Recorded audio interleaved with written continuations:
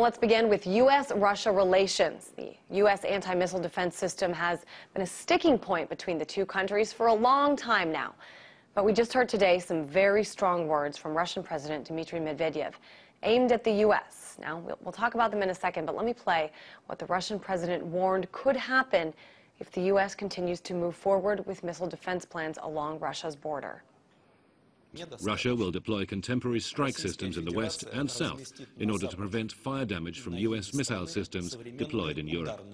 The deployment of the Iskander missile system in the Kaliningrad region will be one such step.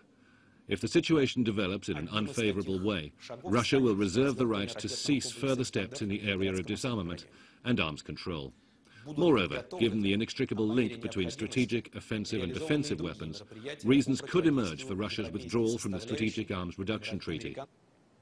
All right, so Russia's saying it would pull out of the START treaty and stop nuclear disarmament if the U.S. continues to deploy its missile defense shield in Europe. So what is going on here? Well, joining me for more, Asia Times correspondent Pepe Escobar. So Pepe, as we know, this treaty signed back in April of 2010, this was seen as a reset in relations between the two countries. Now that agreement is seen as at risk. What are your thoughts on this announcement? Forget about reset. There was a PR coup. And the Russian leadership has just understood over the past few months that it was a PR coup. Everything is interlinked. What happened in Libya, what NATO is planning for Syria, the NATO plan to dominate the Mediterranean, these, what used to be some interceptors in Czech Republic, they're now in Romania, 24 interceptors, and a huge radar station in Turkey. The American version, it's directed against Iran, which is completely absurd. Every geopolitical analyst knows this is directed against Russia. And this is not the Obama administration. This is a Pentagon program. It's part of the so-called full spectrum dominance, which is the official Pentagon doctrine since at least 2002. So they should have a mechanism to discuss this as adults in the NATO-Russia Council. They're going to meet in 2 weeks. So let's see after 2 weeks if they really can discuss this.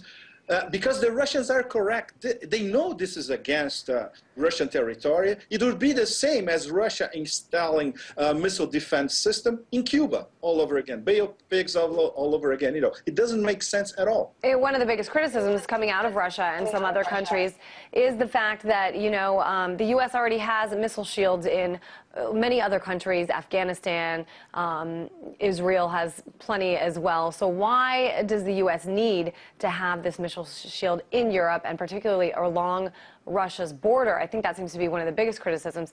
Very true what you say, how so many of these things are connected. And I want to talk about several other geopolitical issues. While I have you here, let's talk about Syria and how Moscow and Beijing have warned about the use of any military action, how that won't be acceptable in Syria.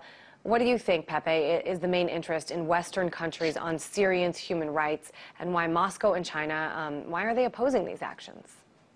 Look, okay, there are human rights abuses in Syria, of course.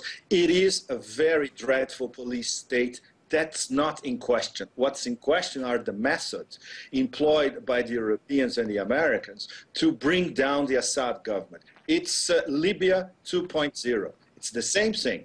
And in fact, if you go back to the beginning of this month, Ivo Daalder, the U.S. ambassador to NATO, he said explicitly the roadmap. What is the roadmap for Syria? Basically, is to recognize the opposition, the Syrian National Council, which is already a goal. And in fact, a few minutes ago, the French are saying they're going to do exactly that. Try to create the impression that Assad is going to go for a human massacre in Homs or in Hama in Syria. Get a vote from the GCC and the Arab League, which nowadays is the same thing, it's controlled by Saudi Arabia. And then that's the ultimate point that they're not going to get it. They need some kind of consensus at the UN. This means Russia and China. And Russia and China already voted, and they say, no way. Red line stops in Syria. From the Russian point. That does sound a lot like the, Libya 2.0, a little deja vu here. A lot of people predicting a lot of people predicting, if something does happen with Syria, what's next? Well, Iran is next. So I want to talk to you about Iran and the renewed talk about increasing sanctions on Iran. I know we saw Secretary of State Clinton speaking about this. Much of this, of course, fallout from the release of the report from the International Atomic Energy Agency. I want to get your thoughts, Pepe. I know this is an area that you've covered, that you know a lot about. Your concerns about the U.S. reaction here regarding Iran. Look, the IAEA report was debunked completely by some of the best geopolitical analysts that we can find anywhere, including Seymour Hersh, who writes for The New Yorker, of course, our friend Gareth Porter, who writes for IPS. We tried at Asia Times on our side as well. Look, it's bogus. It was Yukiya Amano, the Japanese, which a WikiLeaks cable already proved that he is basically a yes man for U.S. designs at the IAEA. And people who work at the IAEA, inspectors themselves and physicists, they said this is completely absurd. The IAEA is being diverted towards a political role. And we are a technical body, which is completely absurd. Okay, so the piece that I wrote recently for Asia Times is basically, if you want to get to Tehran, you have to go through Damascus. And that's the plan nowadays, because everybody knows that the U.S. is not going to launch a war against Iran. No way, and not in an electoral year. Number two, Israel cannot do it by themselves.